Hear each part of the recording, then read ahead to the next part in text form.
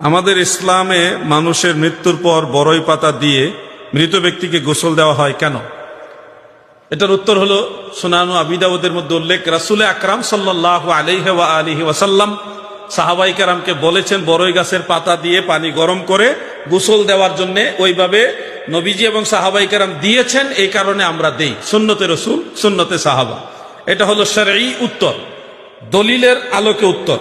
আর ব্যাখ্যামূলক উত্তর হলো যে বড়ই পাতার মধ্যে এমন একটা মেডিসিন আছে যেটাকে বলা হয় অ্যান্টিভাইরাসের মতো, অ্যান্টিসেপ্টিক একটা জিনিস, মেডিসিন আছে যেটা পানির মধ্যে মিক্স করলে শরীরের মধ্যে যত জীবাণু থাকে, মৃত দেহ, মানুষ মারা গেলে কিন্তু শরীরটা পচনশীল বিধায় দ্রুত পচে যেতে চায়, দ্রুত শরীরটা নষ্ট হয়ে যেতে চায়। বড়ই পাতার মধ্যে এমন একটা মেডিসিন আছে, এটা যদি গরম পানির মধ্যে দেন